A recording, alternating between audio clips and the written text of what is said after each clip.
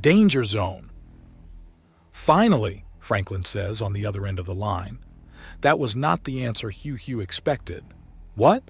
I said finally. I expected you to ask someone for this months ago. Months ago? Are you already ready for this? Hugh asks incredulously. Yay. Hell, you damn near ran out the clock before I brought it up myself.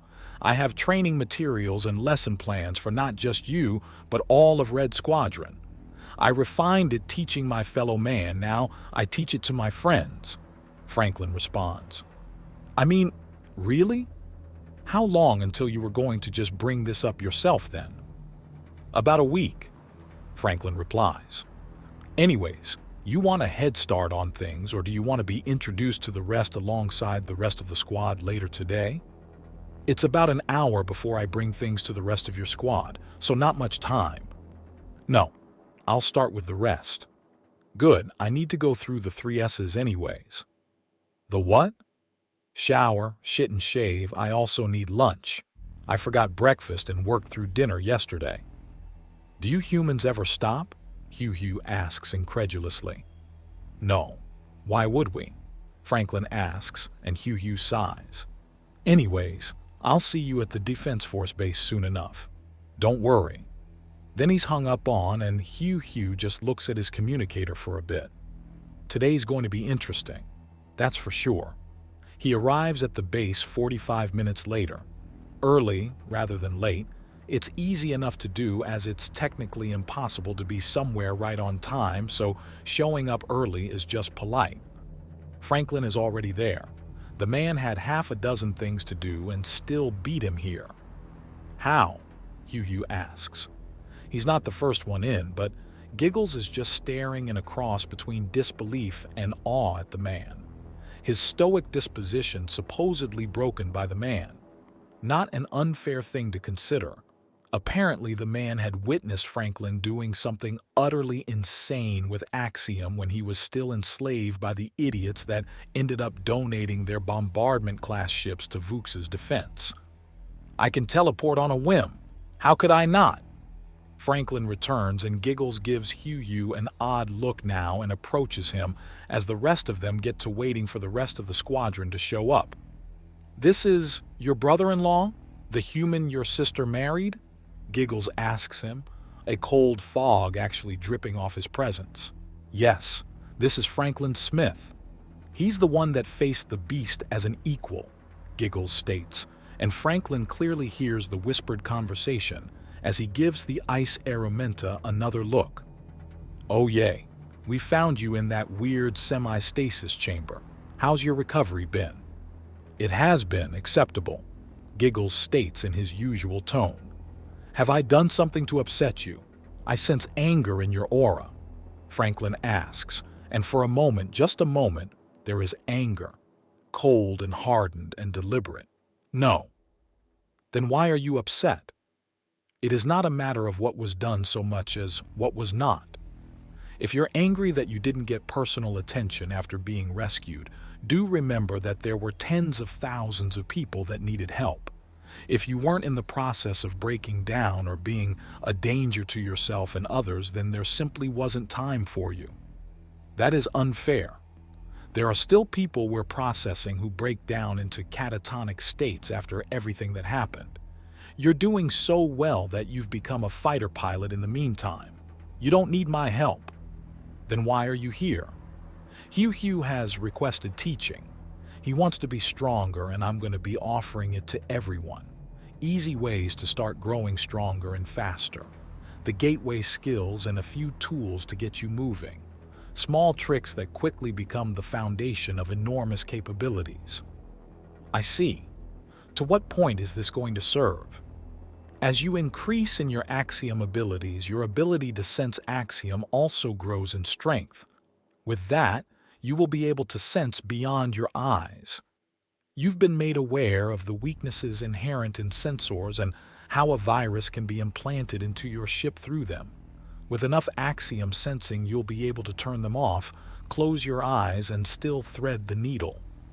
Franklin explains even as Chonky and Heifer arrive. Hello, what are you doing here?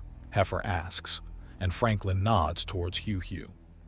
Special training was requested, and I'm here to offer it to the entire squadron, Franklin says, and both of the physically larger pilots nod before finding their seats.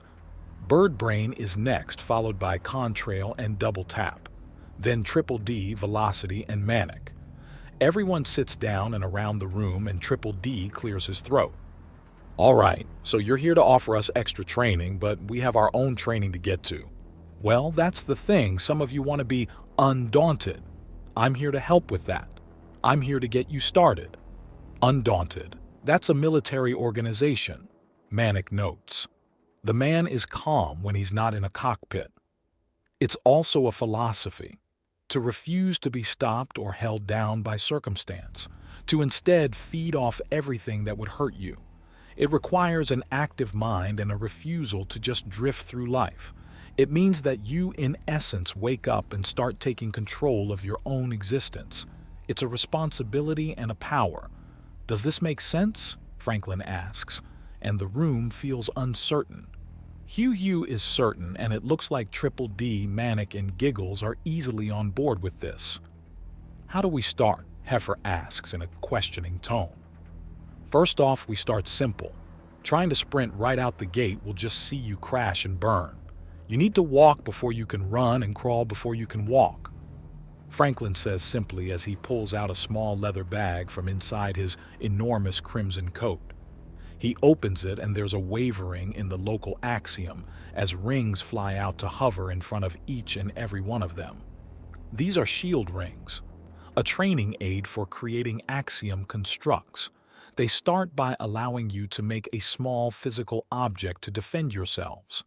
Before you grow beyond needing these, you will be able to make the constructs mobile and use them on offense.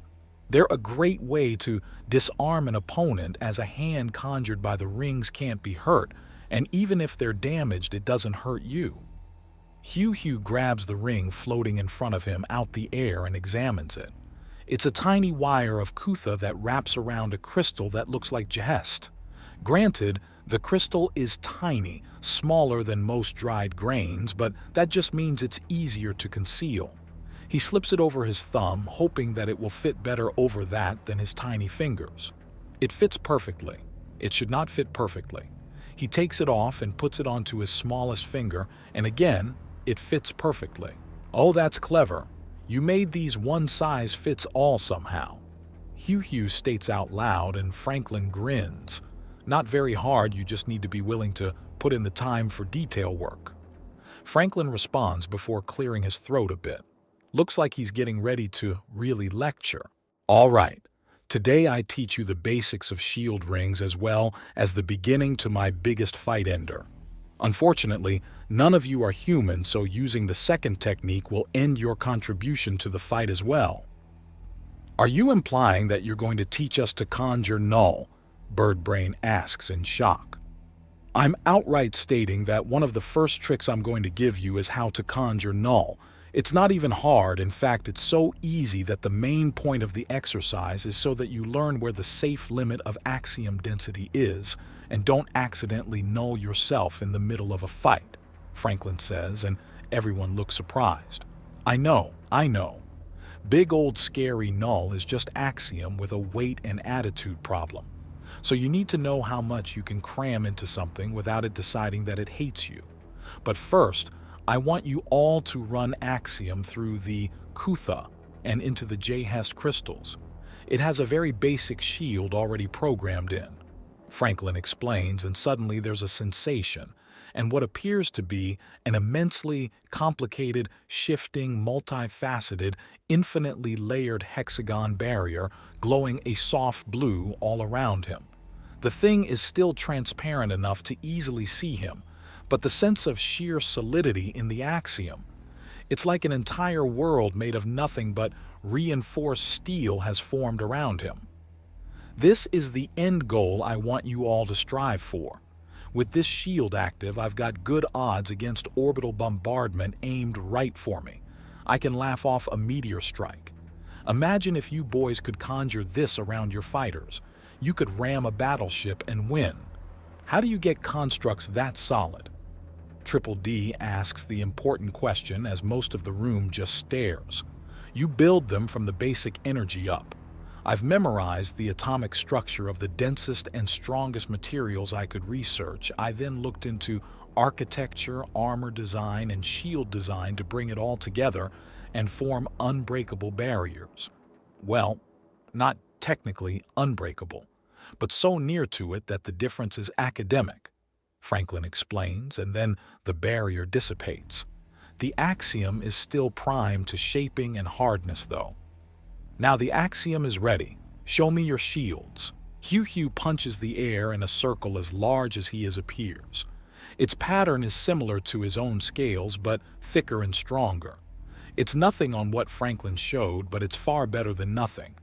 Most are just plain circles hovering in midair, but some are like Hugh's in that there's already a personal touch. Giggles' shield seems to have snow falling off his that never actually hits the ground. Velocity's is bulging more like a crash cushion than a shield proper, and Triple D's shield seems to be made of about 6 smaller ones locked together.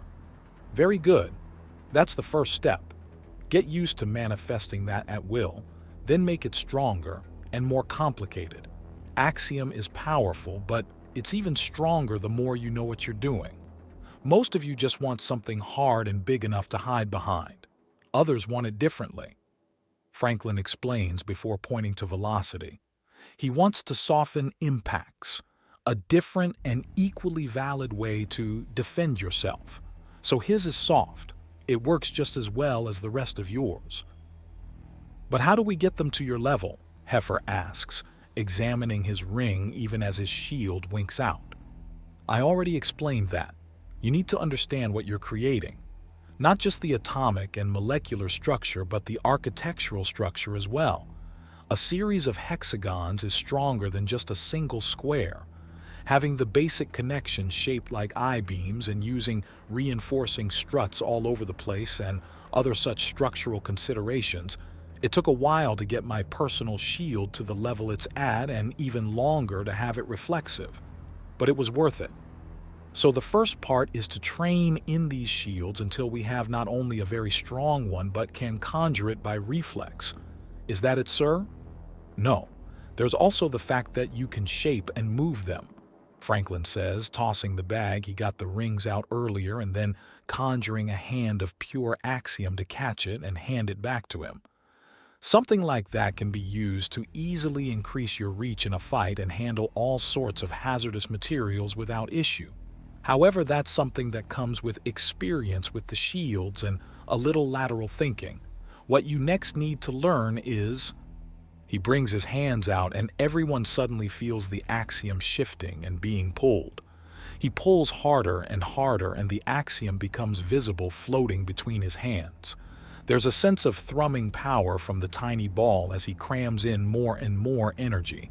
Using the light it's giving off as a pressure release on it to adjust the power ever so slightly. Then he grins. This is the golden zone. This is roughly as dense as you can pack Axiom without it possibly collapsing into null. He then lets his left hand drop and the orb of power floats over his right hand. It then starts slowly moving from person to person, Franklin explaining as it moves. I want all of you to get a good feeling for the Axiom bundle there. That's a safe amount, but it's also very close to the limit. Don't allow the Axiom around yourself to exceed this density unless you want a null detonation. And if we do want a null detonation, Double Tap asks with a grin, then just keep doing what I was doing.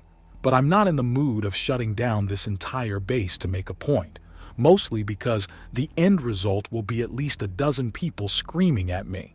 So for the sake of my ears, we're going to avoid that. Big man doesn't like people screaming at him? Double Tap teases. Generally, if it's something I'm not allowed to reduce into raw energy for my next Axiom construct, I prefer it to be quiet. I have sensitive ears. You are capable of completely destroying things? Giggles asks carefully. In response, Franklin brings out the empty bag he had the rings in one final time, and then right in front of everyone it simply dissolves. The axiom around them howls and shifts as the immediate area is suddenly even more densely saturated with power. Technically, no. But like with the shield, the difference is academic. The bag still exists. I just reduced it into its component energy on the axiom spectrum, Franklin says, and there's a terrified silence. I see. Are you capable of performing such actions on living beings as well? Giggles asks again. Yes. I've also used it to surgically remove enslavement implants en masse during the events that brought you to this world, he says, and Giggles goes very, very still. I understand. Thank you for not disintegrating my face while you effected my rescue. You're welcome.